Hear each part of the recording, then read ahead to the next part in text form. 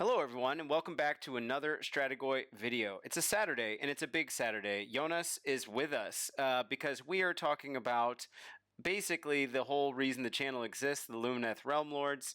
Obviously, we've expanded since Jonas got us off with such a great start with all the amazing Lumineth content that he's known for. But it would be wrong if we didn't record today, even though it's a Saturday. Jonas, you've been at a party the whole day. How are you doing, buddy? Doing good, doing good. A little bit of a sore throat from a party that I had yesterday, well into the evening, and now another party. So yeah, but eager to talk about Lumineth. I'm so psyched. Yeah, so I've looked at the rules a little bit, but obviously you are the Lumineth expert amongst the two of us, and so I definitely want to pick your brain on this stuff. I'll just read stuff out, and then we'll let you fill in most of the content. Yeah, so then we've also got a GHB update down here, and I believe a hint that's basically just saying it's going to be Slaanesh tomorrow. Come back tomorrow for a good time. So I'll be doing that. Yeah. If anyone's interested, I'll be recording a live game with Kai from Threshold tomorrow at 3 o'clock Central European time. Where we'll be live streaming the new Idoneth rules, some of them with some of the Skaven stuff. So should be fun. I'll be playing Idoneth actually. But after that's done, I'll come back home and do the Slaanesh video. And that'll give us some time because we're getting to this one a little bit later today. But Jonas, I figured let's just go ahead and jump in with the General's Handbook. You cool with that? Yeah. Sure, yeah. All right, so I'll read this one out loud. For those that don't know, we've had every once in a while, probably about 2-3 times a week, an update on the General's Handbook. So this one says, the magic section of the core rules has had a few subtle but important updates. First, priests now have a means to build up ritual points without needing to declare one of the prayers to chant first. And there's a reduced penalty if you happen to annoy your god. Whether through meditation, intense concentration, or simply by sticking their fingers in the ears to drown out the sounds of carnage, they can now set their rituals in motion more efficiently with the universally known prayer Sacred Rites. The rules for manifestations have also had an update bringing clarity to which rules apply to all manifestations and which apply only to moving or static ones. We'll be taking a closer look at them shortly, but then we've got rules text for this Sacred Rite. So before we look at that, that's actually a pretty dense one, I would say. Yeah. So first off, for people that don't know, and Jonas, you've referenced this a couple times in our videos, but basically the way that they set up 4th edition was that a lot of the different rule sets for the games are modular. You've basically got the core rules, but then you've got other add-ons like magic and list building and stuff like that.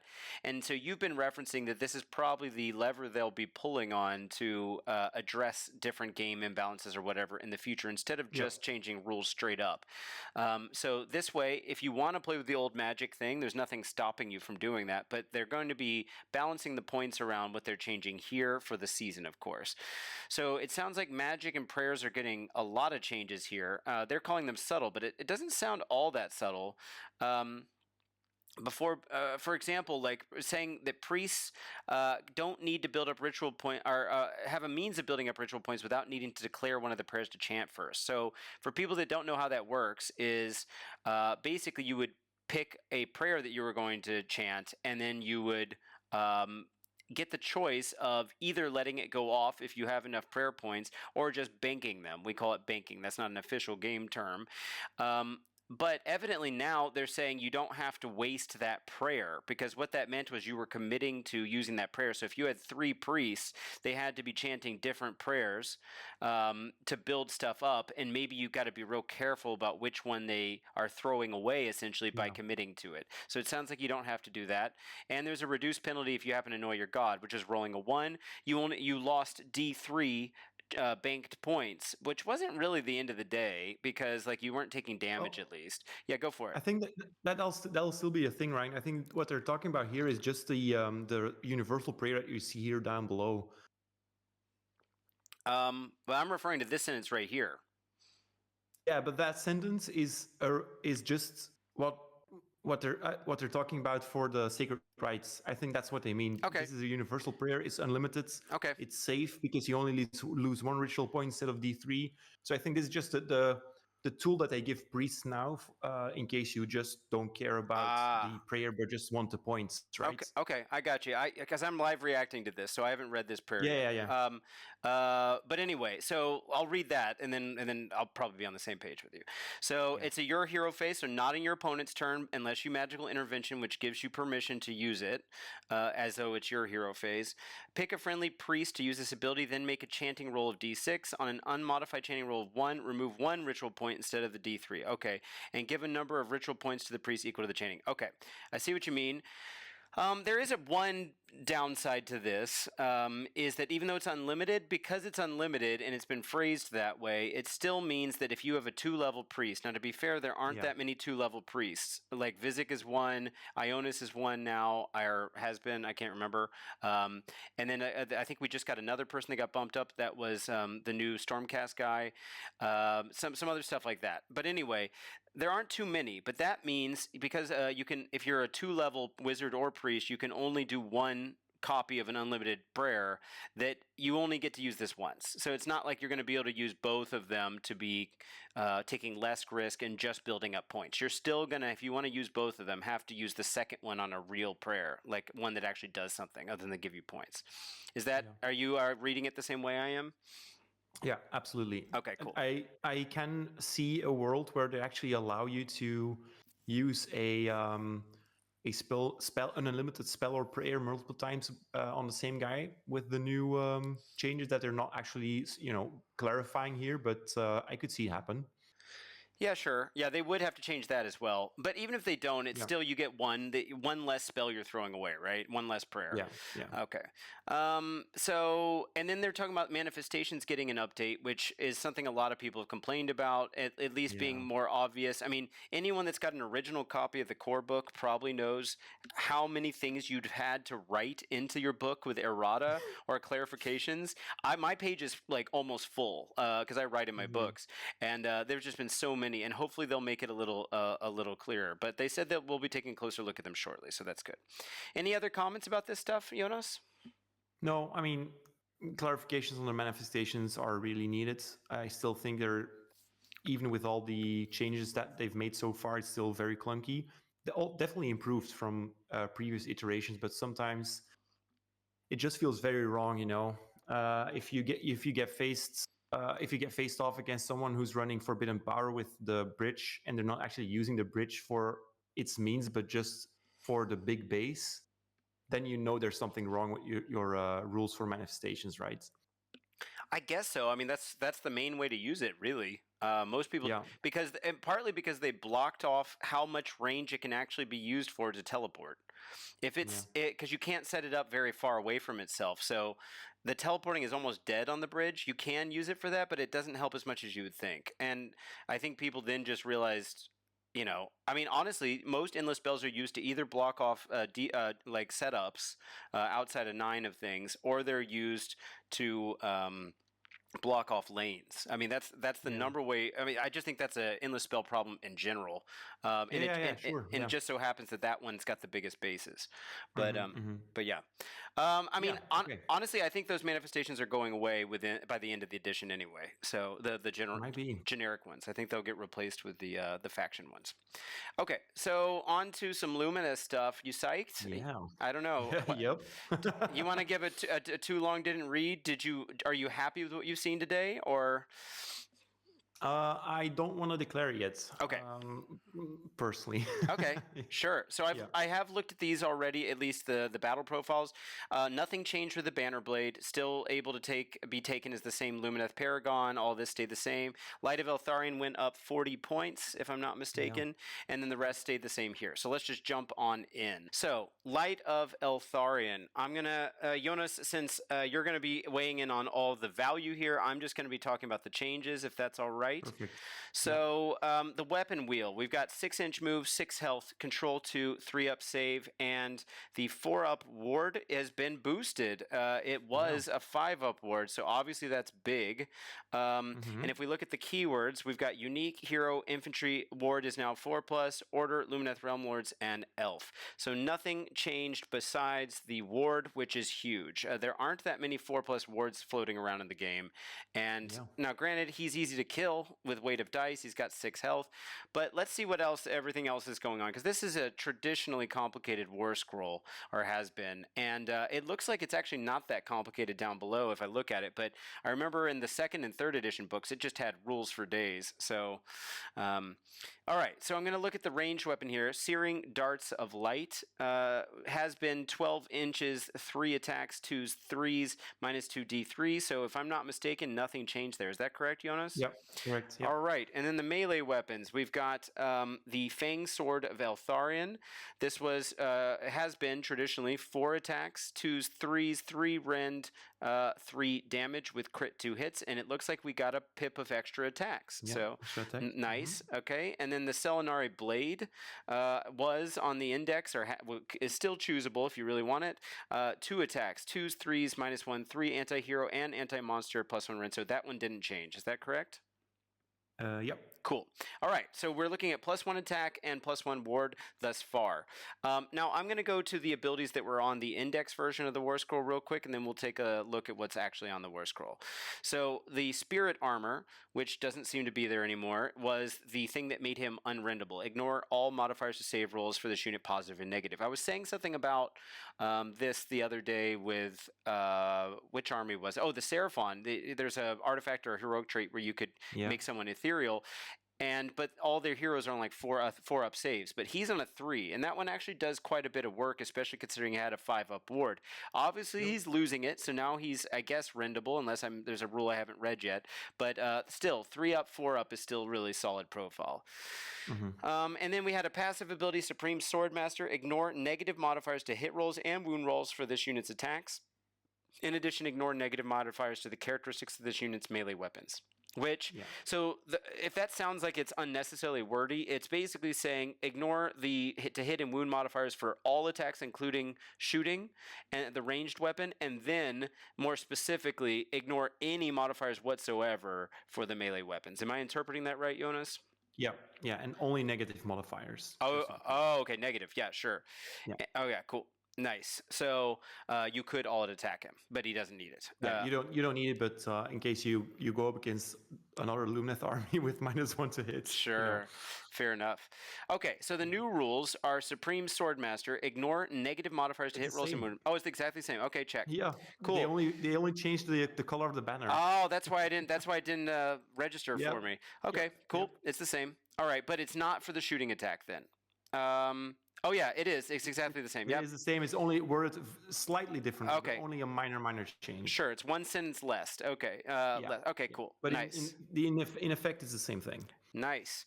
Okay, and then once per battle reaction, you declared a summon ability for a Lumineth Realm-Lords unit, and this unit has been destroyed. Okay, interesting. This is already new wording I have never seen before. It's really cool. Okay, that summon ability has no effect. Instead, if that spell is cast, you can set up a replacement unit for this unit more than 9 inches from all enemy units and wholly than 12 inches of the unit that used the summon. Okay, so correct me if I'm wrong, but what this means is, first off, you're not going to use this unless Eltharion's already dead. And then the second is that you try to summon a manifestation. Okay, so that's going to be either the Lumineth ones or one of the generic ones you chose for your army. And then if it goes off, now it's a reaction to declaring a summon ability. So you don't know, I got to remember, is that before or after you know that it's definitely gone off? I think that's... I'm not sure. I'll take a look. I've got my rules here. But anyway, I'll fill in the rest of that context, and you tell me what I'm missing, if anything, and just tell me what you think about it. So basically, instead of summoning that spell, you get to summon Eltharion back. Of course, he's got to stay outside of 9 and wholly than 12 of that wizard. But you've got some pretty good ways to like get a spell out, right? So like Teclis is getting this guy out real easily, it sounds like. I'm going to look that rule up, but go ahead and tell us what you think about the new War Scroll and this ability. Yeah, so the main thing that he's lost is ethereal save, as we call it. So no negative, but also no positive modifiers to his save. And that's a big blow, but he did gain an improved ward save, and he can be returned full health, no roll off or whatever. It's also not just the first time you attempt a summon ability, unless declaring means you try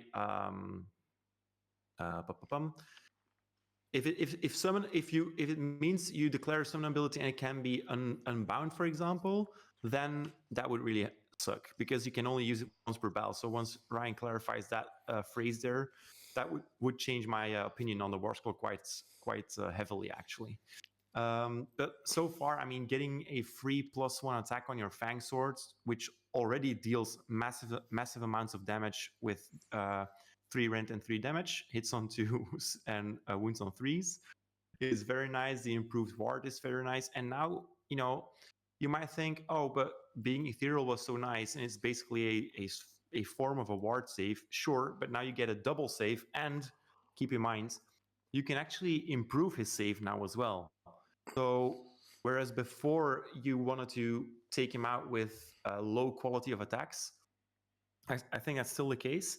But that being said, it's much easier now to keep him alive versus low quality but high quantity of attacks because you can improve his save to a 2+, and thus quite effectively reducing his chances of dying. And then even if he dies, you can bring him back. So yeah, Ryan, you got anything for me on the declare step here? Yeah, so it brings up a second rules question, but so basically the declare step is when you roll the dice, okay? So you will see what you rolled before you have to declare you're using this. So let's say you're not using Techless, you will see what you rolled. The problem is Unbind is also a declare to or is a reaction to declaring a spell ability, which makes me think that if it's your turn, you might have to go first with this reaction.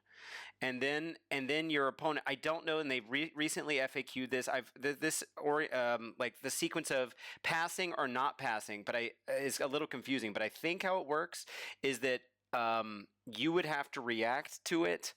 You get your chance to react to it first on your turn, and then you have to see if they're going to unbind. But if it's their turn, and I could be wrong about this, they would have to unbind first, and then you would get to choose to react. But in any case, they both are reactions to declaring a spell ability, not to the spell ability being resolved. So there is a timing thing that's kind of going on here. Someone who feels like they know way more about this stuff, feel free to chime in the comments. But that's my best read on this. Yeah. So there is a counterplay at hand here. I mean, there's a possibility that your opponent could actually, once you declare that you're gonna try that summon ability as a Eternal Light ability instead, he could actually still try to unbind. Although you declared that summon ability, but then it doesn't actually matter if your summon ability succeeds, right? Because it says that summon ability has no effect. Yeah, but it says if that spell is cast, so you still have to meet the summon value. Oh yeah, if that spell is cast. Yeah, sure. So in any case, like I said, because you have to meet the roll, but then does it actually matter that it gets unbound or not? I don't think it does, actually. I think the definition, I'll look that up too, but I think the rules bold definition of being cast is that it didn't get unbound. I'll look that up, but yeah, I mean, if you want to weigh in on that, feel free. Yeah, I'm actually quite sure that if that cast just means that you check your roll, and then if it gets unbound, sure. Yeah, I think I had to check that for a Seraphon game, actually. I think that's why I'm quite sure about it, but I'm not completely sure. And you're usually right when it comes to rules, so I'm happy to fold here. But yeah, I mean, okay, let's look at it this way. If you could do this with full guarantee that it goes off, I think this is a really cool war scroll, especially because there's play in your opponent's hero phase as well. It's always nice to drop an endless spell in front of your units when you fully expect your opponent to move on to your army at some point. Now you can just drop an Eltharion in his face, which is also interesting. That would also mean that you get to move with Eltharion the turn afterwards.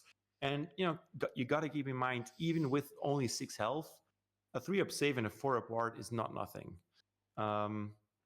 It's actually not very easy to get through that, especially if you look at the next war scroll and the other spells that we get from a different spell lore, or a little bit above here in the rest of the document. There's very interesting ways to keep this unit alive much longer, and you can take him in pretty much any army because you can take him as a paragon. I think that's also the theme of this update here. They're both paragons. Nice. I think I've got a definitive answer for you because when defining casting, it says so long as the spell is not unbound, then it is successfully cast. Resolve its effect. Of course, I was wrong. So, but in any case, you do get to see what you rolled first before you throw away your once per battle, and you could obviously choose a spell lore, a manifestation lore that has a really easy casting value, like the Burning Head goes off on a 5. So then you know that if they don't have any unbinds, you have the best chance possible of getting it off, or you can use someone that's really good at getting endless spells out there. Yeah, I mean the Calgrave auto summons an endless spell, for example. Sure. With an 8, I think so. Nice. Or a 9. It's been a while since I played him. So yeah, I think it's a cool war scroll. Even if you leave off that Eternal Light ability, I still think he's worth considering compared to his older war scroll. Though you have that 40 points or 30 points differential there. He's 250 now. Yeah, but we don't know how much he's going to cost once they get the battle scroll out. So fair. Yeah. So how do you rate how do you rate him now on a 1 to 5 stars kind of thing? I mean, I would already take Eltharion, the previous iteration of Eltharion in normal lists sometimes. I would definitely consider this one. Yeah. Okay, cool. Let's put him at an 8. Okay, an 8 out of 5 stars. Cool. Yes. 8 out of 10 stars. Yeah, 8 out of 10. We'll give him a 4 out of 5. Sure. Okay. Sure. You cool? You ready for Bannerblade time? Yeah. All right, so I'm going to do the same here. And everyone, thanks for your patience with me at home. I know Jonas is sitting here biting his nails, thinking, I wish Ryan knew these rules better. But no, Ryan, I mean, you're the. I mean, if I had to look that up, we would sit here in silence. For no, well, I appreciate. I'm just saying, you can't know everything, even if you spend so much time doing this stuff. Yeah, I think the audience will appreciate that we check rather than just continue on without knowing for sure, right? Yeah, I try to. For those that don't know, I try to correct things in the pinned notes or in the comments whenever I can. Yeah. But I would like to avoid making any mistakes if I can. So anyway, Venari Bannerblade, 6-inch move, 5 health, 5 control, which is notable because usually a hero of this size only has 2, and then 3 up save. So nothing has changed there. Then if we scroll down here, hero, infantry, order, Lumineth, elf, and Venari, nothing has changed there. Notably has the Venari keyword, of course, but that's in the name. Then melee profile, the Bannerblade sword has the same name. It still has crit mortals, but it looks like it got +1 attack at 3s, 4s, -1, 2. Is that right? Just 1 more attack on this guy? Yeah. Oh, okay. And then he used to, the index version of the War Scroll you can still take, for the same points, by the way, was the World Banner. It's a passive ability, which adds 3 to the control scores of other, so not himself, but it's kind of baked into that control score we already saw, other friendly Lumineth Realm-Lords units while they're holier than 18 of this unit. So, first off, how useful was that? Were you ever taking a Bannerblade, Jonas? Never. Okay. Never. No, I've literally never seen him on a table anywhere. Right. Fair enough. Okay. And so the new ability, Defend the Banner, adds 1 to save rolls for friendly Venari infantry units while they're contesting the same objective as this unit. Okay. So remember, contesting an objective doesn't mean controlling. So as soon as you step on it, they're both stepping on it. Then you've got it. And let's say terrain pieces are objectives now as well. Then standing within 3 inches of, say, a big piece of terrain is a bigger surface area. Points. Yeah. That's our understanding of what's going to happen, but we'll have to see exactly how that plays out. And then, obviously, he has to keep up with Venari, but Venari infantry all moves pretty much the same speed, right? So that shouldn't be too rough. Now, you're not boosting your Alarith dudes, obviously, because they are not Venari. But that would be amazing. Yeah, that would push them over the edge. But, I mean, obviously, like you said, this is affecting Light of Eltharion for a +1 save. So if they walk together, they're looking nice. Well, no, because he's not Venari. Oh, he's not Venari. Oh, I thought you were saying they had it wrong.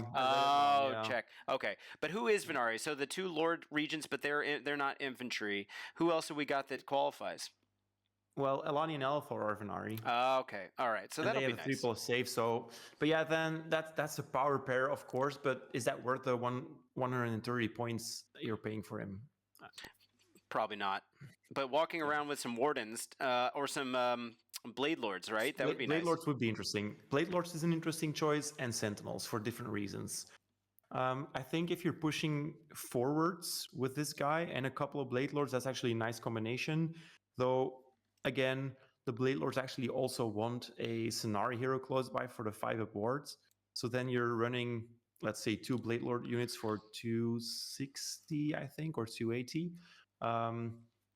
So 10 models of those, and then another Venari hero, and then a Venari bannerblade, and then that's a very expensive bubble that you have there to make one unit slightly less killable, easy to kill. He'll have a hard time keeping up with Dawn Riders, which they would love that buff, obviously. But and then go ahead. But they're not infantry, right? Oh, they're not infantry. Yep. So yeah, there we go. Yeah. I mean, I've very, very quickly read that ability because it just seems so clear to me. And then obviously there's always more to see there. So yeah, Barden, sure, that's fine. I think for Sentinels, because they usually sit on objectives anyway, that could be interesting. But then maybe I'm down on him in an unnecessarily strong way. But I just don't really see a point in spending 130 points on him. Yeah. It's an awesome ability. It's so good. A lot of armies would kill for that, but I just don't necessarily see it. What if he was a wizard, especially for that new unlimited spell we'll be looking at? Yeah. If he was a wizard, that would be kind of cool. I mean, he's not particularly great in fighting, but he's not bad. You can make him a wizard with a silver wand. Okay. Yeah. And it'll be a power level 1 wizard, but even then, yeah, I just we do have to keep in mind Lumineth still tend to love castling up with Venari units. Yeah. And having -1 to hit against your Venari units, and then also having +1 to your saves is kind of nasty. Yeah. So there might be something to say here about him, but just from face value, I don't necessarily rate him that highly. It just doesn't get me enthusiastic about any new building styles or something like that, or any new outplays that we can see. It's just very honest, and that's totally fine. I don't think Lumineth needs more cheaty things. Yeah. But it's a little bit bland, and I'm always tight for points in the Lumineth lists, and I don't think I can spare 130 points to improve 2 castle units. Yeah, fair. I mean, at least not now. The good thing is it's not just in combat, it's also shooting. So like you're saying, if you're trying to protect your sentinels against a shooting threat that's trying to take them out from afar, then that could be a thing. But I get what you're saying. But I mean, +1 to save, like you said, is just so fantastic. And it would apply to him as well, right? So there might be a world where you're running him with Teclis, for example, because Teclis is all the magical help that you need. The banner blades then improves your castle to protect Teclis as well. Teclis builds tend to be static anyway, and then he can bring any Venari. So if you run him as your second hero, you actually have 2 heroes that allow you to bring any shape of Lumineth units.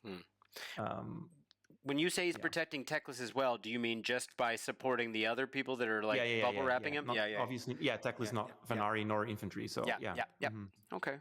Had to clear it up. Sorry. Yeah, it's just I just know how people sometimes jump on every word, You're so right. Okay, so what are you rating him then out of 5 stars maybe, or if you want to do out of 10, that's cool too. No, 5 stars is fine. Here in Belgium, we always rate on a scale of 10.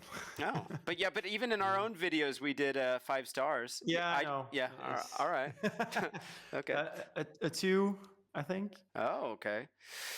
Yeah. I mean, I definitely think he's better than what he was, right? So I would probably nudge him 1 star higher than whatever I gave him in the previous video, but I wasn't a part of those videos. That was you and Siegfried, I think. So yeah, I mean, in the previous videos, I just thought it was completely useless. I could actually see me bringing this guy. But if you look at how the game seems to evolve towards next edition, where movement is going to be very key and stuff like that, if you're capturing terrain and all that stuff with objectives, do you really want yet again another hero that kind of fortifies that idea of huddling down on one spot?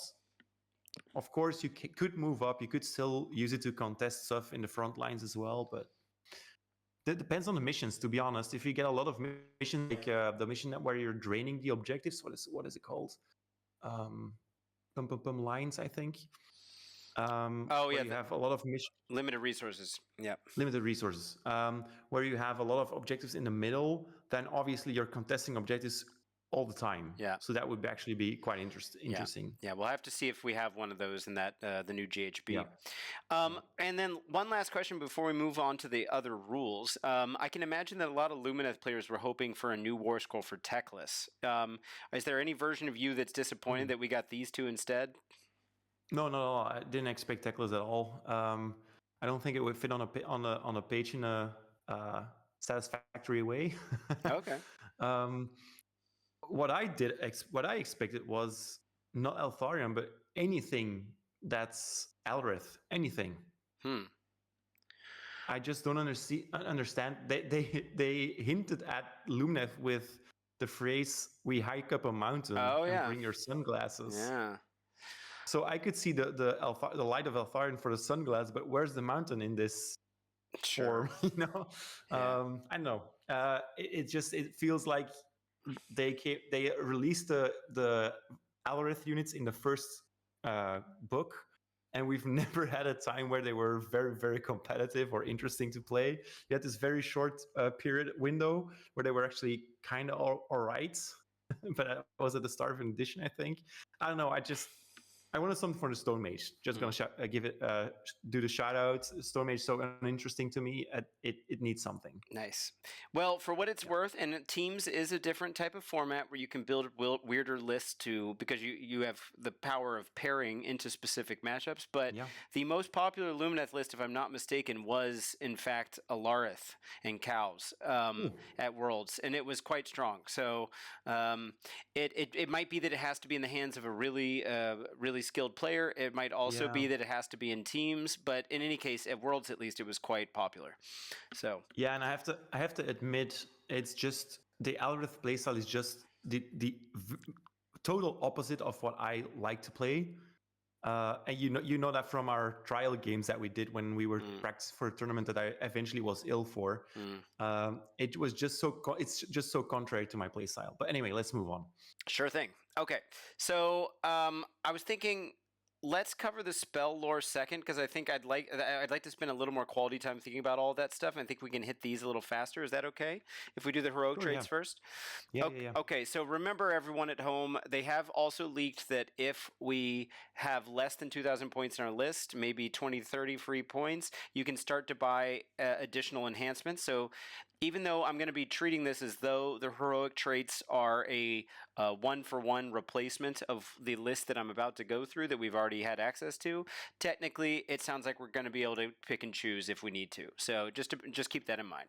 But the 3 heroic traits that we've already had are going to be let's see, Masterful Tactician.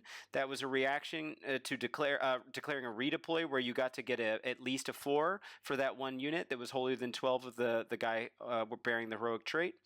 You also had Paragon of Hysh, where you can reroll the charge roll or casting roll for an ability, and you can use that once per battle as a reaction to declaring charge ability or a spell ability. Kind of interesting.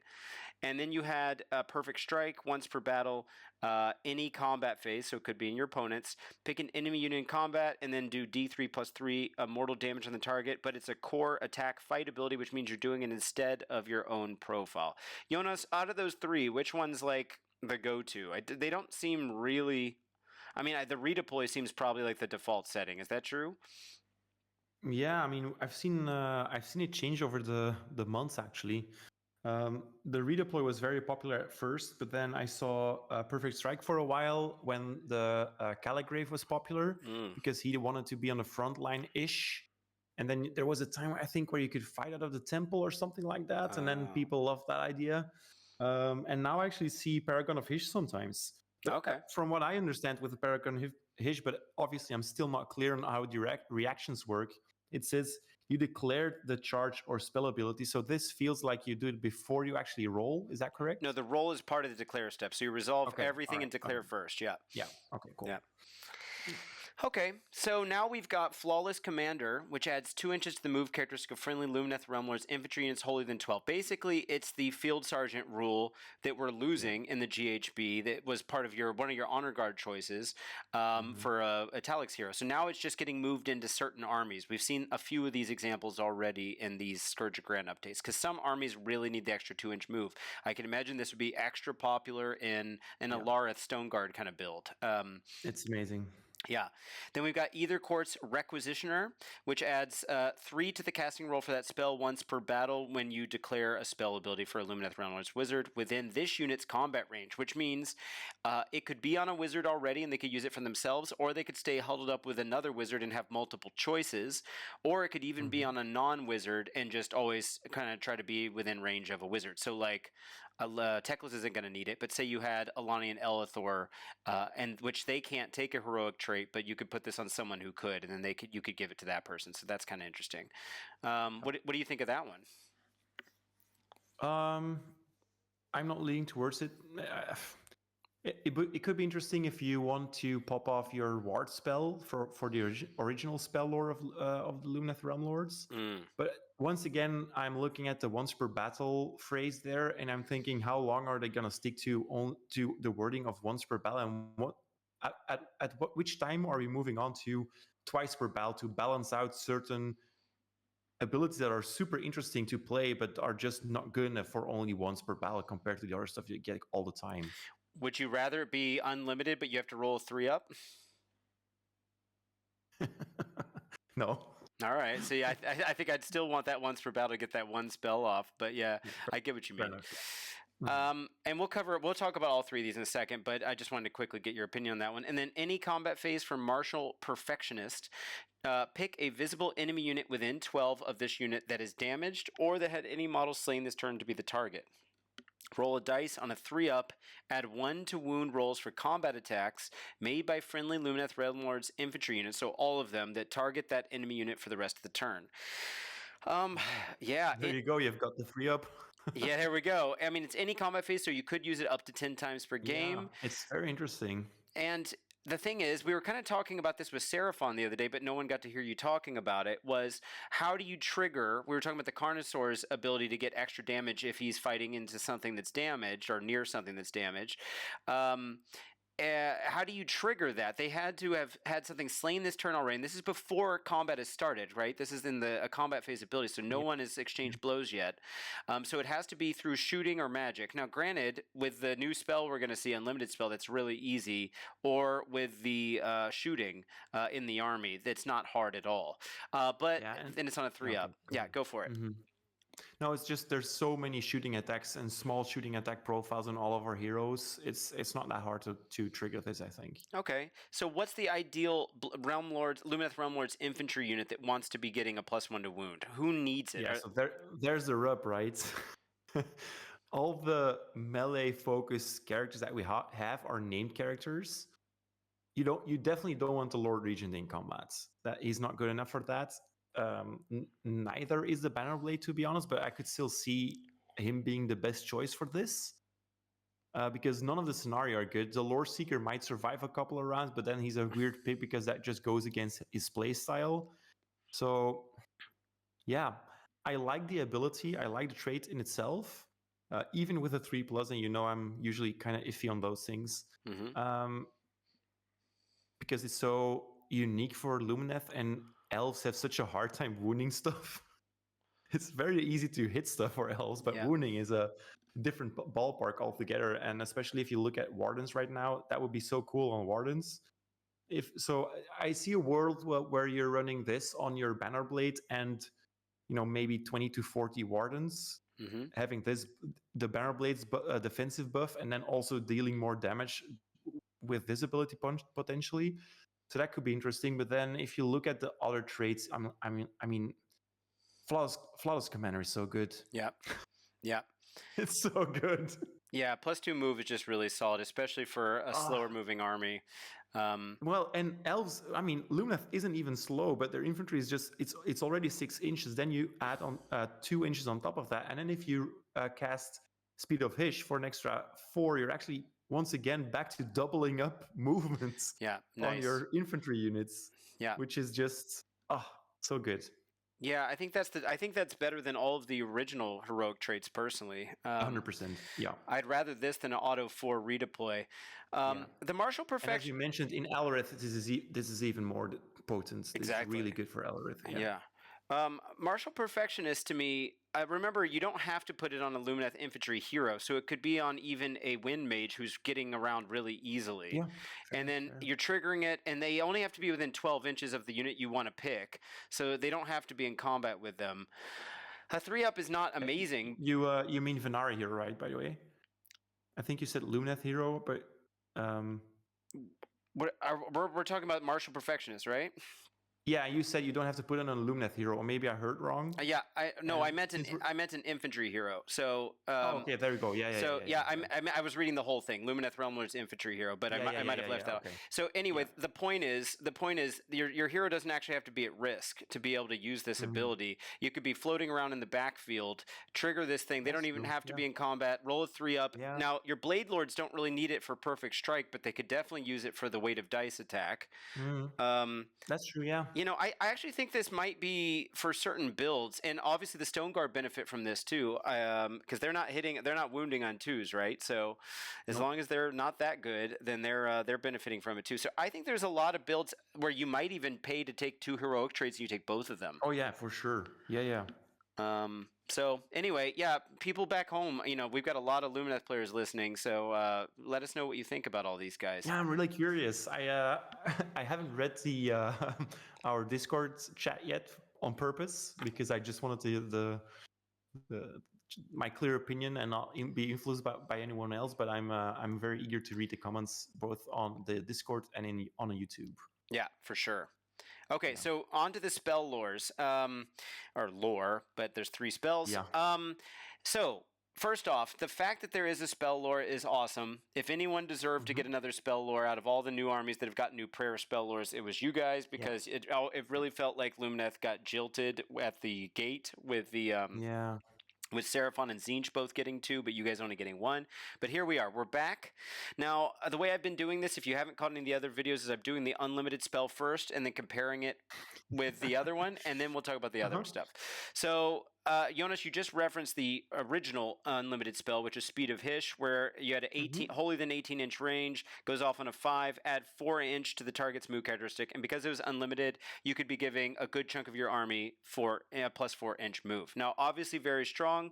It's weaker than doubling it, what it once was, but 4 inches is doubling it on, say, Stone Guard, like we were talking about. But let's talk about what we're replacing it with. So we got Beam of Hish. And by the way, I'm a fan of this spell. I really like this, but maybe it's just memeing. But goes off on a 6. You pick a Lumineth Realm-Lords Wizard to cast a spell, visible enemy unit with an 18 that has not been picked to be the target, and you'll see why in a second. This battle round, by the way, that's interesting. So you have to keep track of what you did in your previous turn if you're going to try to magical intervention it. Yeah. And this spell has a lot of extra things that are based off of kind of like building up momentum. You add 1 to the casting value of this spell for each time it has been cast by a friendly wizard this turn. So you won't be getting any of that for your magical intervention. But you could cast it. We'll see how the thing works, but basically up to 4 times and not be losing any value, and it'll keep getting better. So you could be getting up to +3 on this decently easily. Then the effect is inflict D3 plus X mortal damage on the target, where X is the number of times to a max of 3 that the spell has previously been cast by a friendly wizard this turn. So unless I'm missing, I think previously means not including this time, but that could come down to the declare an effect, but I think that's how that works. And so if you had 4 dudes casting it, the first one is getting D3, the second one D3 plus 1, D3 plus 2, D3 plus 3, and then anything after that would be getting D3 plus 3 as well, by the way, all with +3 to cast. Now the question is, are you actually going to run enough wizards to make this start actually stacking? But Jonas, I don't know if you play Magic. I think you do, but this makes me just think of Fireball, really, because we're just increasing, and you just pump however much X into it you want to, and tap that mana. All right, go for it, buddy. What do you think of this? Yeah, I just want to point out this is not actually necessarily replacing the unlimited spell because all three of these spells are unlimited. Oh my god, I didn't catch that. I just Yeah. might, but this is the first spell lore that has multiples. Thank you for pointing that Yeah, out. that's why I was like giggling like a child because you were building. I thought you were building up to it, and I was like, "Oh, is he gonna No, already spill the no. beans?" I'm Yeah, trying to okay. keep these honest, like what someone would do when they're live reacting to it. But I mean, we've never seen this before. This is the first time we've Yeah, seen a it's spell very lore original. with more Yeah, than one unlimited. Okay, let's talk about this one, and then go ahead and we'll talk about the rest of the spell lore. But tell me yeah. what you So think about this first, one. first of all, there just to cover the unlimited keyword here. Mm-hmm. In when we were discussing the war scrolls, I vaguely hinted, or well, no, the general's handbook adjustments. I vaguely hinted that I thought there might be a chance that they're maybe reworking the unlimited play style, and this just makes me feel like that might happen because I can't see a world where you're bringing 3 or 4 heroes that can actually, um, you know, get use enough out of all of these unlimited spells to be interesting. Though I have to say, Unseen Force and Beacons of Protection, so the two next spells, are more the kind of spell where you just want to cast maybe 2 of them and not necessarily 4 or something like that.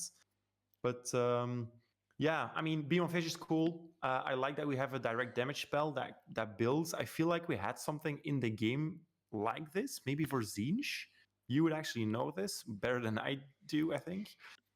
I don't. Yeah, I don't remember that, but I know the change caster could get pluses to cast every time he was successful at casting. But Yeah, I yeah, mean, I've played so many iterations of both 40k and Age of Sigmar now that I don't necessarily remember at which point this might have occurred already. But I feel like there was a spell already in the game where you were rewarded for targeting or casting the spell multiple times, and then I don't know.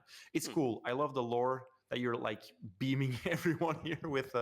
If anyone plays League of Legends, I feel like this is a Lux ultimate. So just beams of light everywhere.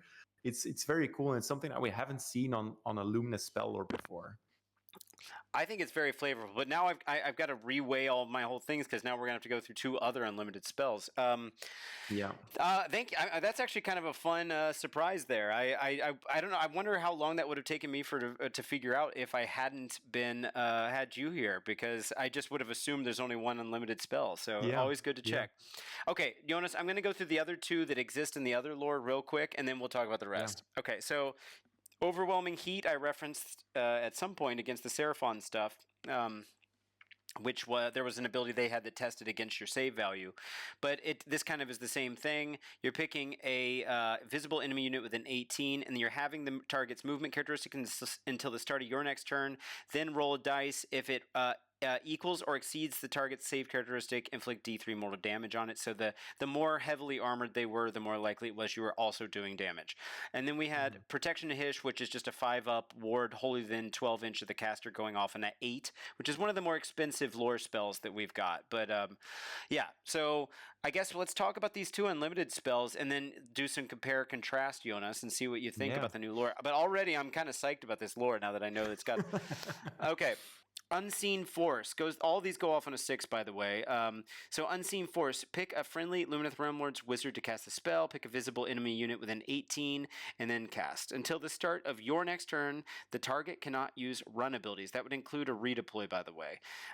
In addition, if that enemy unit has already been picked to be the target of this ability this battle round, so yeah, subtract 1 from hit rolls for the target. Interesting.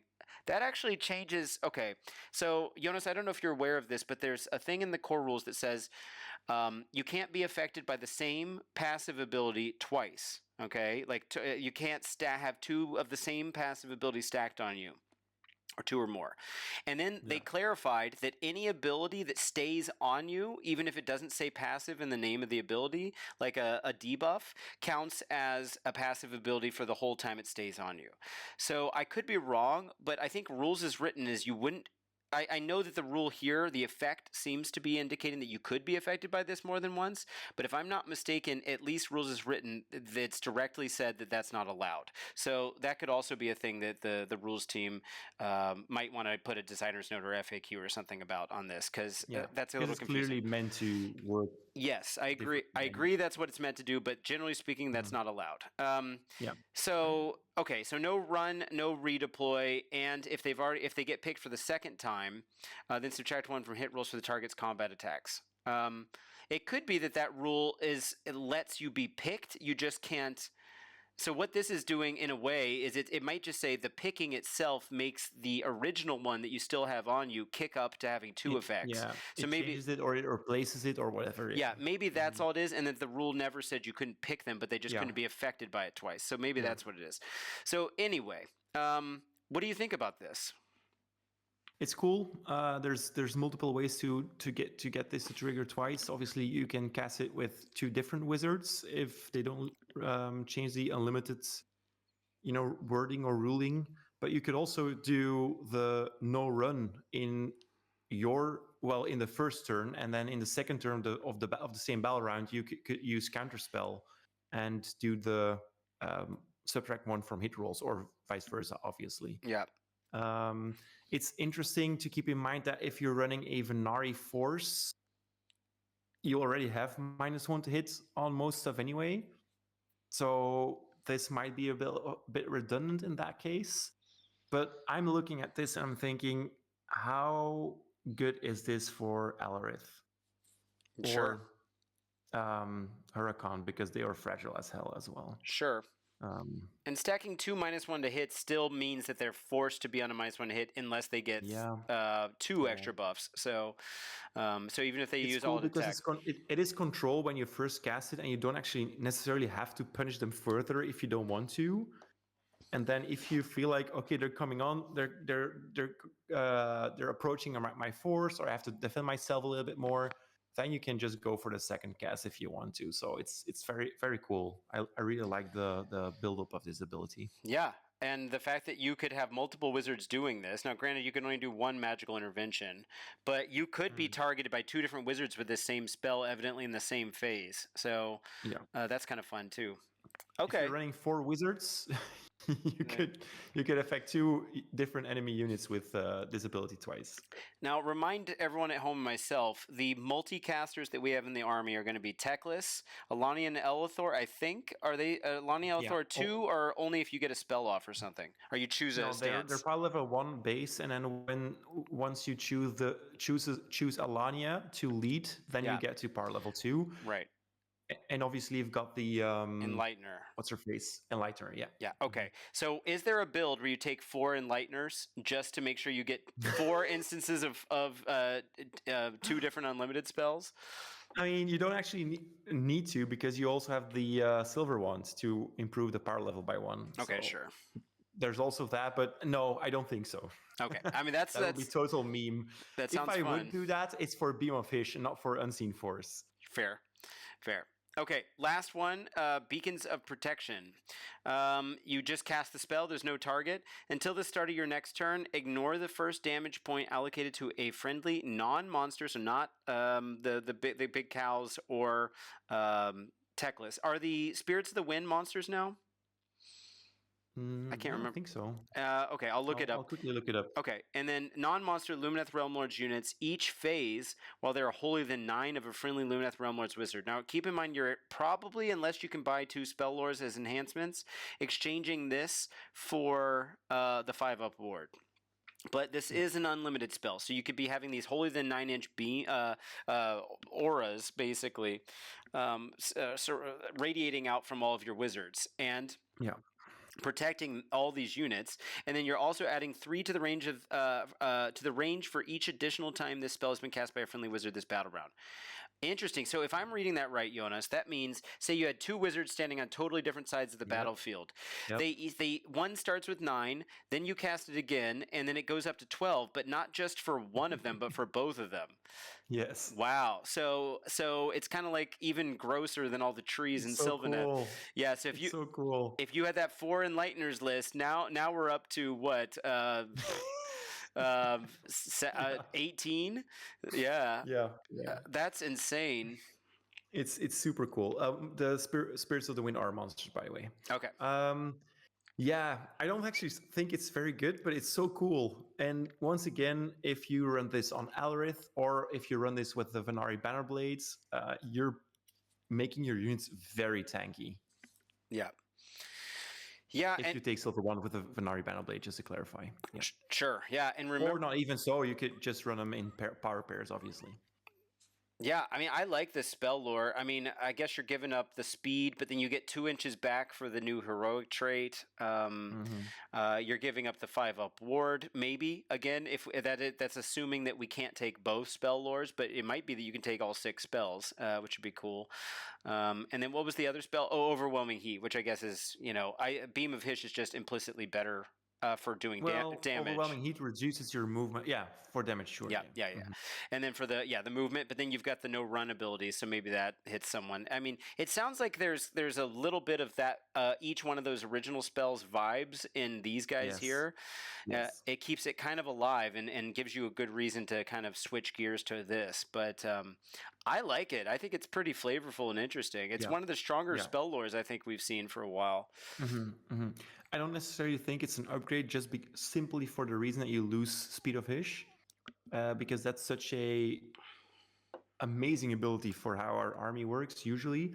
But this just it's a side grade, but not necessarily in a bad way. It's more like it completely changes how you play your army.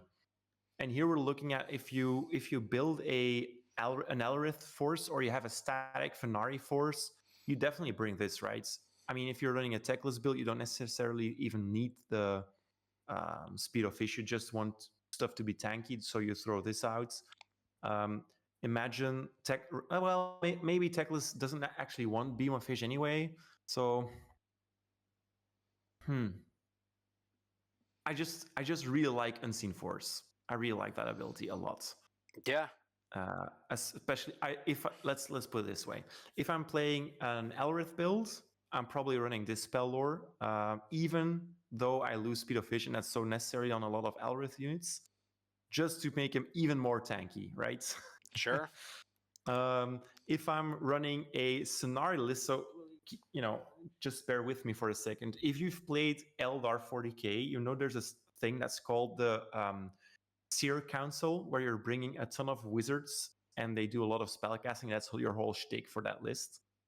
I feel like in a very memey world, there's a list, like you said, where you're bringing 4 spellcasters and you just go Scenari battle traits to get +1 to cast for every battle for your entire battle round, and then you just go bzm, bzm, bzm. Yeah. And meanwhile defend your Venari forces that are protecting you. I really think that's super cool. It's probably very bad, but I think it's cool. Yeah, I dig it. And Jonas, we were talking about you possibly making a more expansive coverage of this video or of this content, so you can write some lists. Maybe we have to wait till we get the battle scroll before you're really committing to writing lists. But at least talking about combos and stuff, I'm sure people in our Lumineth sphere would really like to hear your thoughts on this. So I'm eager to talk about it. I feel like I would need a second person there just to bounce some ideas off. And I really want to know what they're going to do with adjustments to the spell casting, because that could actually make or break the spell lore even further. I do just want to point out very quickly that I love that they're all the same casting value, just for ease of play. Sure. They're all unlimited. They're all 6-up. Oh, beautiful. Yeah. Beautiful. Nice. Okay. Perfection. So Jonas, give us the down low. What is your kind of like high points and low points of this update? Maybe starting with what's on screen now, the heroic traits. What are you thinking? Big view here. I think first of all, as a Lumineth player, you should probably be happy right now, right? We've been stuck with Venari lists for a very long time now, since they've nerfed the Huracan into the ground. Elrith haven't seen the light of day. This might actually do it in ways that you haven't thought of before, because this spell opens up a completely different playstyle. The heroic traits kind of enforce that idea, where you're, as you said, Ryan, you're balancing off the downside of losing Speed of Fish with Flawless Commander. And Martial Perfectionist is something that we would really love on Wardens, for example. And that's not some, or the Alarith Stone Guards, which is something that we haven't really had before. I'm envisioning lines of Alarith Stone Guards that get Martial Perfectionist buffs on them with Flawless Commander, and then also Unseen Force against an opponent's unit to have them hit with -1 to hit, and then also, if I can, Beacon of Protection to reduce incoming damage points. So that's really cool. And I think as a Lumineth player, you're definitely eager to get your creative juices flowing, right? Because Lumineth has always been a very techy army. It's not very clear how you want to play it. Usually, at least that's not why people are drawn to it. You want the cool spellcasting stuff. You want to build your cool army. You want to combine certain factions. This might actually let you do that a little bit more easily than before. And it definitely opens up abilities for both Huracan and Alarith as well. And I feel like Beam of Fish is kind of the spell that I envisioned for the Zenith Temple that might be coming up at some point. It's definitely the last temple we're going to get. But so the Sun Temple, I would say. And maybe they're trying, they're testing the waters here. That's the English expression, right? Yeah, that works. Yeah. Yeah. So that being said, I mean, both the heroic traits and spell lore are just getting me happy about making me happy again about playing Lumineth and testing some stuff out. Yeah. Well, then onto the War Scrolls. Again, the bannerblades. You could make your Venari battle lines as tanky as any Alarith battle line with all the different stuff that you get in this document here. And Eltharion returning from a summon ability is just so cool and flavorful. He's been missing that je ne sais quoi for me since his index, because it was so plain. He was good. He was good, but it was just very plain. And I'm moving on to a little bit more flavorful games anyway, rather than just flat out competitive. So this scratches my itch completely for Eltharion, at least. Yeah. I would have wished an Alarith Battle Scroll, but overall I'm very happy. And I think you would agree, Ryan. I'm actually interested in your opinion as well here. I think it all looks pretty solid. I like the light. I like new rules. I like it when they add new things to the game that we've never seen before. We've never seen a unit get summoned through another summon ability. So to me, that's really cool. And like you said, the +1 to save on the bannerblade is strong. I just don't know if it's what the army needs, but maybe it's what that unit needs. Yeah.